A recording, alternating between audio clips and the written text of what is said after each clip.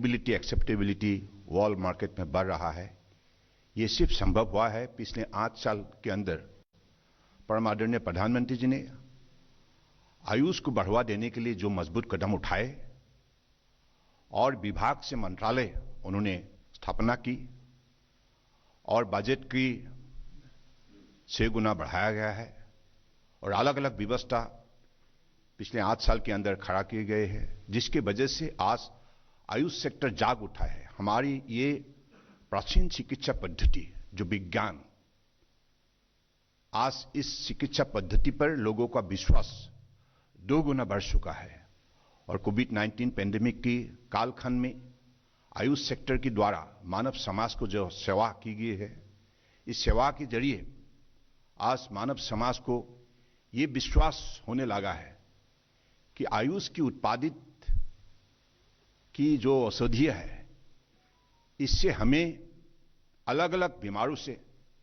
रोगों से हमें राहत मिल सकता है। और साथ साथ में हमारी सिस्टम के द्वारा लोगों को जो ज्ञान दी गए है, इससे prevention of disease, promotion of health, इस सिलसिले में भी लोगों का विश्वास बढ़ गया है। क्योंकि अपने शरीर में कोई रोगों का संक्रमण ना हो, हमेशा निरोगी कैसे एक मानव स्वास्थ्य को रख सकते हैं, इस सिलसिले में हमें क्या क्या नीति अपनाना है, क्या क्या पद्धति अपनाना है, इसके बारे में आयुष सेक्टर से जो ज्ञान समाज को दी गए है, इसकी वजह से आज समाज ने इन चीजों को बड़े गंभीर रूप से अपनाया है और उसे काफी लोगों को लाभ मिला है। इसलिए मुझे लगता है कि आज इस सेक्टर को माननीय प्रधानमंत्री जी ने इंफ्रास्ट्रक्चर सिलसिले में, रिसर्च डेवलपमेंट के सिलसिले में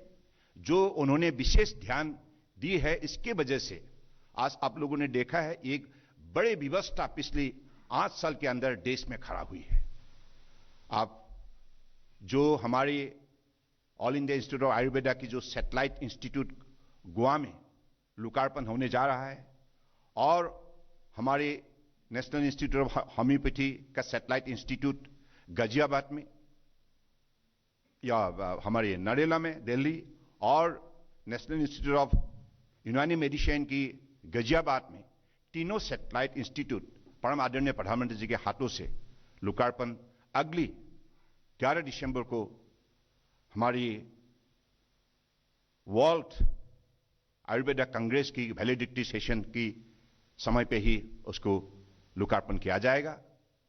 तो मुझे लगता है कि इसके जरिए और भी देशवासियों को कॉस्ट इफेक्टिव ट्रीटमेंट के सिलसिले में, अफोर्डेबल ट्रीटमेंट के सिलसिले में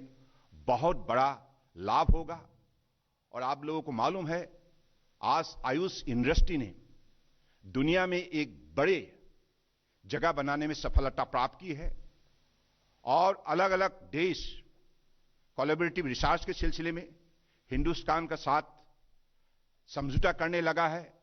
और दुनिया की अलग अलग देश की यूनिवर्सिटी इंस्टीट्यूशन में